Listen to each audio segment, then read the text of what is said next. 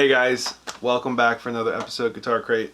We have a complete surprise, something that was totally under the radar, but hey, the best things happen from accidents. So, though I was really upset at the time, it all worked out and you guys get to benefit from it. So, the short backstory to this is I've been buying up cabinets left and right, specific different types and everything like that, to do some videos on just speakers and cabinets and how they affect your tone and how they're different. Being the last thing in your signal chain, I feel like they're very overlooked. And so far overlooked that even I overlook some things. So one of the cabinets I bought specifically, I bought a brand new, from a manufacturer that makes cabinets unloaded. And I bought a cabinet that came with jacks. So even though it was a 212 cabinet, I could do like series, parallel, by itself, mono, run stereo, like just cool stuff. And they do this with cool circuit boards, but then they run clips. And literally the first day I got it, one of the jacks broke. No fault to the manufacturer, that's why I'm leaving them out of it, because I don't want you to have any opinions on them. The cabinet itself is a dream, I love it. And I got a replacement sent out. But while I was trying to, wait patiently, I did hardwire, because I do have some cabinets that, like, in the past I've made homemade and stuff like that, and I, in building guitars, will solder stuff. So I soldered, this is Monster 12 gauge speaker cable, and I soldered the cabinet up, had a blast. For 4 or 5 days, loved it. But what happened, and this is what I have sound samples of, what happened is the replacement came in, and I installed it back into the cabinet, and all of a sudden my cabinet wasn't the same anymore in very bad ways. And I said, what the heck is going on? So I recorded it immediately just to get the actual recording of it. But it kind of dawned on me, and now it kind of makes sense in the perspective of when you have something like this. I know on the internet a lot of guys are going to bitch about clips and how the clips are inefficient, and I'm not going to disagree with them at all. I think that that's a reasonable part of it. But one thing that really hit me is all 4 of these cables are 18 gauge cables. And to give you a good reference, if you have a cabinet, it's a 50 or cabinet and then like a head, and say you have even a 50 watt, even a 20 watt head, you have a lot of power and you're running it through this speaker cable. This is a 12 gauge Hosa speaker cable. This is a nice one, but this is a meaty, you will never mistake this as an instrument cable ever. This is meaty.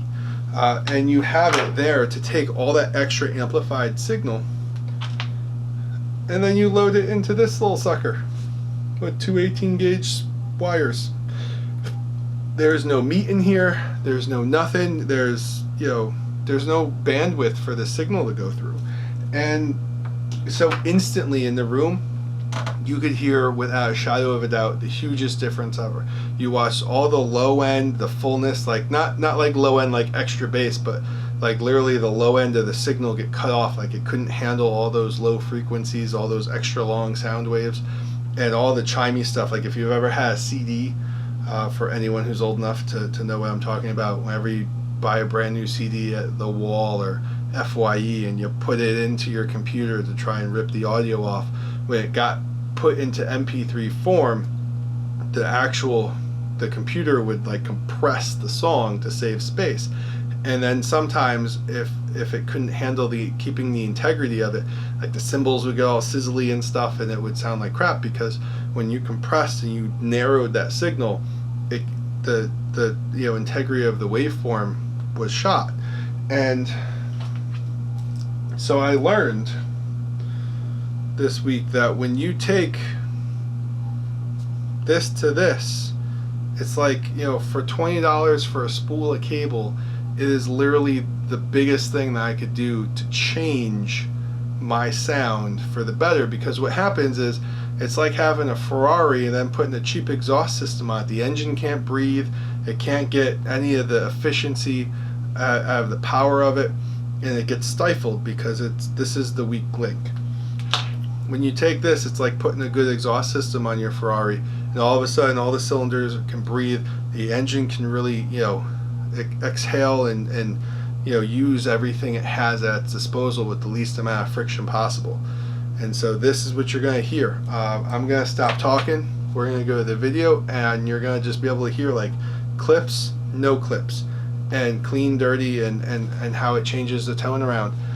And so I hope, you know, I hope it inspires you for your tone and some of the things you can do in your rig in simple ways that you don't have to go buy $1,000 amplifier. You can just, you know, get some cable and do a little solder job, have some fun, have a project, and in the end be better off for it. So enjoy the rest of this video and the sound clips, and we will see you for the next episode. Also, don't forget to stop by guitarcrate.com, and don't forget to like and subscribe, because we have a lot more content that we want to get out to you, and the more likes and the more subscribes that we have, the easier it is for us to make that happen. So enjoy, and we'll see you next time.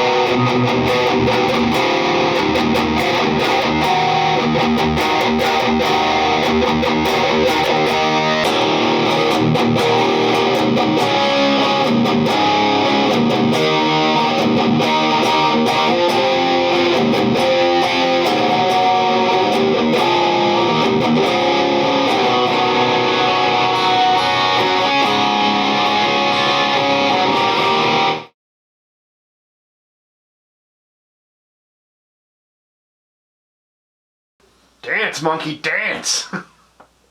Dance for me, dance for me, dance for me. I don't remember the rest of the words. Alright. Alright.